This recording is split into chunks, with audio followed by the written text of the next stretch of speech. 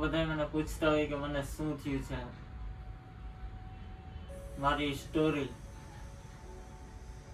Guys, હું હતો એક ટ્રેડર અને હું ઇન્વેસ્ટ કરતો ઓનલાઈન બેસિકલી. અને મને બહુ મોટું લોસ આવી ગયું મારી લાઈફમાં.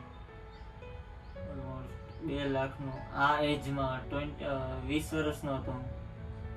અને ઘરે કોઈને કીધું પણ નહોતું કે આવું કંઈ થયું છે. ઘરના બધા પૂછતા કે આ શું થયું છે, એવું કંઈ મતલબ એ મને ઇન્સિડન્ટ પૂછતા કે તું કેમ કોઈ હારે વાત નથી કરતો, બોલાવતો નથી. 2-3 દિવસ ચાલ્યું, હું કોઈના ઘરે વાત ન કરું, કઈ બોલાવવું નહીં, એકલો એકલો રહેવા માંડ્યો.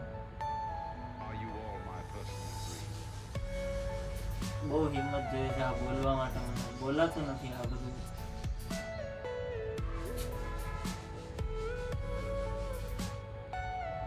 પછી એક ટાઈમ આવ્યો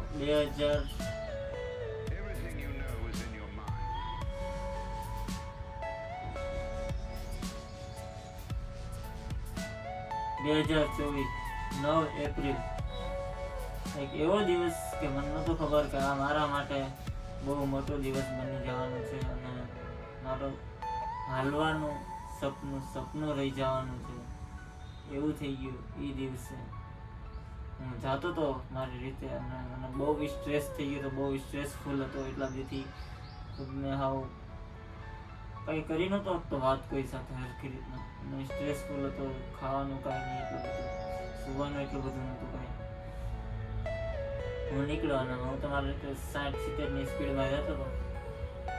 અચાનક શું થયું કાંઈ ખબર નહીં, મને કોઈ અંદાજો નથી કે મારી હારે શું થઈ ગયું. એકવાર આંખ ખુલી તો જોયું તો પણ રસ્તામાં પડ્યો હતો, આંખ ખૂબ બંધ. બધા મને જોતા હતા. એકવાર આંખ ખુલી મારી, બધા મને જોતા હતા, વિડીયો બનાવતા હતા અને એવું કરતા હતા. પગ હાવ વચ્ચેથી ફેલ થઈ ગયો, હાડકું પગનું બહાર નીકળી ગયું. બહુ હાર્ડ ટાઈમ હતો મારા માટે. સફર કર્યો તો મેં. મને એમ જ હતું કે મારું પૂરું થઈ ગયું, એન્ડ જ હતો તો પૂરું થઈ ગયું મારા માટે એ વસ્તુ. પછી અમે રાજકોટ એક પ્રાઇવેટ હોસ્પિટલ, એનું નામ તો હું નહીં લઈ શકું અહીંયા, પણ પછી એ મારું ઓપરેશન બગાડી નાખ્યું પગનું. અને બધું મારા સપના મારી આંખોની સામે અમે જોઈ લીધા કે વિખરાઈ ગયું, બધું પૂરું થઈ ગયું મારું. Everything is dead. ત્યાં મને એમ થયું કે અહીંયા હવે નહીં થાય ભેગું, પૂરું થઈ ગયું મારું. હું ઓલમોસ્ટ કેટલા 7 કે 8 મહિના તો વરદી 1 વર્ષમાં હું ચાલતો થઈ જાય. અત્યારે 2 વર્ષ થઈ ગયા પણ પગનું નક્કી નથી કે શું થવાનું છે. હવે પછી બહુ હાર્ડ ટાઈમ હતો મારા માટે આ સમય. હું હોસ્પિટલમાં 3 દિવસ પછી હું જાગ્યો હતો. મને હોશ આવ્યો હતો, કાંઈ બોડી ફીલ ન થાય, કોઈ વસ્તુ નહીં, કંઈ સૂજે નહીં. અને હાવ એટલે હાવ હારી ગયું હતું લાઈફ. પછી અચાનક મારી આંખ ખોલીને મેં કીધું આ શું થઈ ગયું. મને પગમાં રિંગ જોઈ, સળિયા જોયા. મેં કોઈ દી મારી લાઈફમાં સળિયા નહોતા જોયા, પણ મને એ અંદાજો નહોતો કે મારા જ પગમાં એ વસ્તુ આવવાની છે. આવું કાંઈ હોય પણ એવું પણ મને અંદાજો નહોતો. હું ધીરે પણ કોન્ટેક્ટમાં જ નહોતો હોસ્પિટલ કે એવું કંઈ આવવામાં. પછી દિવસ જોયો મેં, બહુ હાર્ડ હતો મારા માટે. 3 દિવસ પછી મને હોશ આવ્યો હતો. હોસ્પિટલમાં હતો હું, બધું દેખાતું હતું મને. મારો ડૉક્ટર જે હતો એ મને ઓપરેશન કર્યા બાદ મને એકેવાર જોવા નથી આવ્યો. આ પ્રાઇવેટ હોસ્પિટલની કન્ડિશન છે અને હોસ્પિટલમાં રાજકોટમાં એનું નામ આવે છે પ્રાઇવેટ એ હોસ્પિટલનું, પણ હું નામ નહીં લઈ શકું અત્યારે. એ મારું ઓપરેશન ખરાબ કર્યું અને હું અહીંયા આવી ગયો. હજી લગીને મને ખબર નથી કે હું સારું થવાનું છું કે નહીં. ના ગાઈસ, હું સાવ હિંમત હારી ગયો હતો. વિચારો સુસાઇડ કરી લઉં, મરી લઉં. ફેમિલી માથે એટલું એમ લાગવા માંડ્યું હતું કે હું બોજ બની ગયો છું. બધાને એટલા ધક્કા. પછી રાજકોટ ના પાડી દીધી. પછી પૈસાના કારણે મારા ઘરે રહેવું પડ્યું, કોઈ હોસ્પિટલ જવાનું ન થયું. પછી આવી વાત હોસ્પિટલ જવાની, મુંબઈ જવાનું અમને કીધું હોસ્પિટલ. અને પછી મુંબઈ ત્યારે મારી કન્ડિશન એટલી ખરાબ હતી કે મને ખાલી ઉપાડવા માટે 4 જણા જોઈએ. એટલા દોસ્તારો હતા, બધાય એટલા પૈસા બગાડ્યા, ટાઈમ બગાડ્યો તમે. મારો ફ્રેન્ડશીપ એટલા વર્ષની હતી બધાય સાથે. મારી સાથ કોઈ દીધો નહીં, બધાય મને મૂકી ગયા. 1.5 વર્ષથી અહીંયા ખાટલે રોતો હતો. કોઈ મને ઊભો કરવાનું આવ્યું, કોઈ પૂછવાય નહીં. એક ફોન કરીને કોઈ મને કોઈ પૂછ્યું પણ નહીં કે ભાઈ તમે કેમ છે. આવા દોસ્તારો પણ હતા મારી લાઈફમાં. અત્યારે તમે મારા ઇન્સ્ટાગ્રામમાં જોતા હશો ને, એમાં જેટલાની રીલ છે ને એ જ બધા અત્યારે મારા મિત્ર છે ને, એ જ મારા માટે ઊભા રહીએ. કહેવામાં તો મારા દોસ્તારો કેટલાય હતા, કેટલા માટે મેં સમય બગાડ્યો હતો, ટાઈમ બગાડ્યો હતો.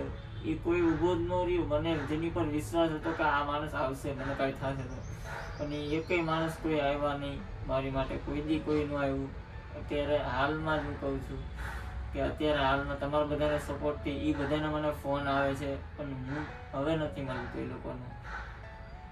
અને મળવું પણ મારે ન જોઈએ ને. કેમ મારા ખરાબ ટાઈમમાં તમે નતો તો મારા સારા ટાઈમમાં તમને કેમ બોલાવું?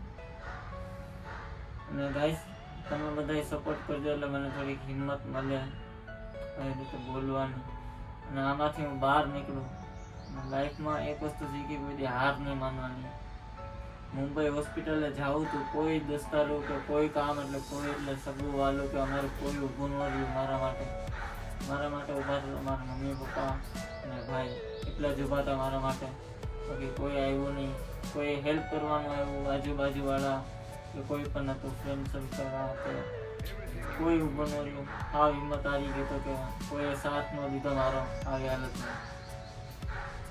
પછી કેટલા હોસ્પિટલ 1 મહિનો હું હોસ્પિટલમાં જઈ, કોઈ સિરિયસ કન્ડિશનમાં હતો. મારા પગમાં માસ્ક પણ હતું નહીં.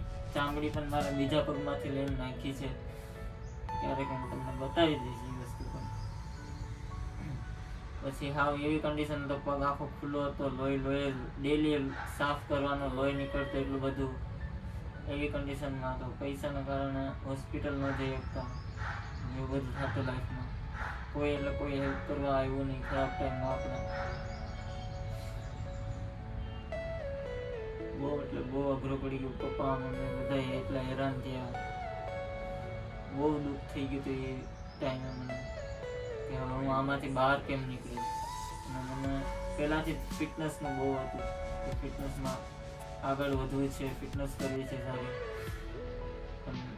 પણ રાજકોટ હોસ્પિટલમાં એક ઓપરેશન મારા સપના ત્યાં પૂરા થઈ ગયા. રસ્તામાં વિચાર આવી ગયો તો હવે નહીં બની શકું, આમ નહીં થાય, કાંઈ નહીં કરી શકું. તમે જોઈ એકવાર આપણે લાઈફમાં કાંઈ પણ ભાંગતૂટ થઈ જાય ને, નોર્મલ ન થાય પેલા જેવી. સાવ એટલે સાવ હારી ગયો તો.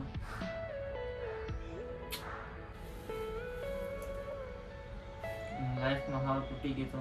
વાત કરવા માટે મારી પાસે કોઈ હતું નહીં. અને ગાઈસ, તમે બધા પૂછતા હતા કે ભાઈ કયો શું થયું. કેમ કે આના માટે હિંમત જોઈએ. કેમ કે આ બધું કહેવા માટે જેટલું મેં ફેસ કર્યું હોય અત્યારે, ક્યારેક નીંદરમાં સૂતો હોય તોય મને એમ થાય કે અચાનક ઉઠ્યા અને એમ થાય કે પાછું કંઈક ભટકાણું મને લાગ્યું. ને પછી સપના મારા જે હતા બધા યાદ આવવા માંડે, રોવા માંડું. કેટલો ટાઈમ રોઈને મેં દિવસો કાઢ્યા આમાં. મને જ ખબર છે મેં કઈ રીતે આ બધું ફેસ કર્યું છે. રોજ રાતે નકરું રોવાનું. સોશિયલ મીડિયાથી 2 વર્ષથી બહુ દૂર હતો. સોશિયલ મીડિયાથી મેં જોયું જ નથી કંઈ. અને પછી મને કોન્ટેન્ટ ક્રિએશનનો બહુ શોખ હતો.